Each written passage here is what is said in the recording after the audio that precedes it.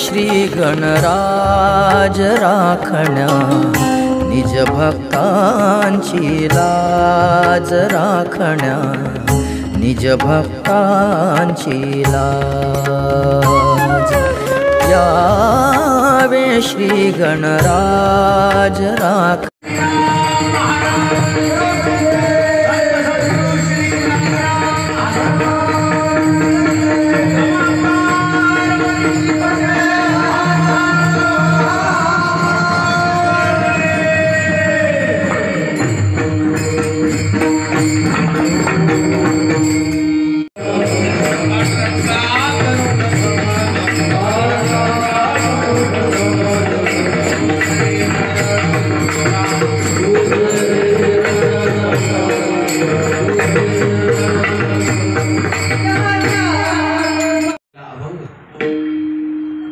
जगद्गुरु जगद्वंदनीय संतश्रेष्ठ तुकोबारा यांचा 4 चरणाचा अभंग आहे।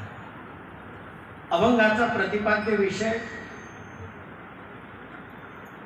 जगद्गुरु तुकोबाराय ज्या काल्याची महिमा सांगतात किंवा तुकोबाराय स्वतः महिमा संप्रदायामध्ये परंपरेमध्ये काल्याची आहे, तो काला स्वतः प्राप्त होण्याकरता आपल्या जीवनात नेमकं कोणतं साधन केलं त्या साधनाचं परिशीलन करतात.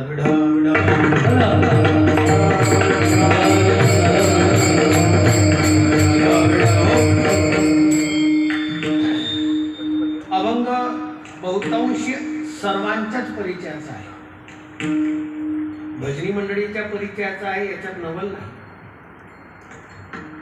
पण ज्यांना काला आहे असं म्हटल्यानंतर सुद्धा जेथपर्यंत हा अभंग येत नाही तेथपर्यंत जे मंडपात येत नाही त्यांना सुद्धा हा अभंग माहित आहे. विठाला विठाला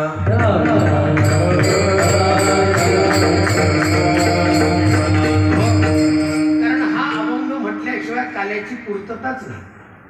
आणि म्हणून हा काला सर्वत्र परिचयाचा आहे, सगळ्यांना बहुतांशी परिचयाचा आहे. आणि परिचयाचा एवढा आहे की त्या परिचयामध्ये नेमकं कधी कधी त्याचा गहन अर्थ लोकला जातो, कारण अतिपरिचयामध्ये अवध नाही.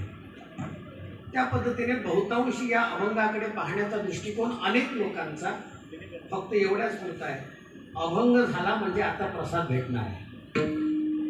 तर अजून सोप्या भाषेत बोलू तर प्रसादापुरता काही लोकांना हा अभंग पाठ केलेला आहे.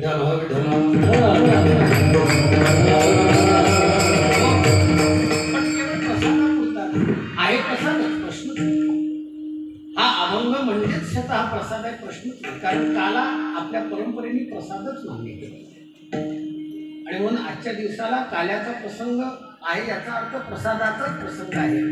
पण वैशिष्ट्य आहे की हा काला ज्या प्रसाद रूपाने प्रगट झाला तो काला देणारा भगवान आहे आणि प्रसाद वाटणारे संत आहे आणि घेणारे तुम्ही आम्ही भाविक जन आहोत. विठाला विठाला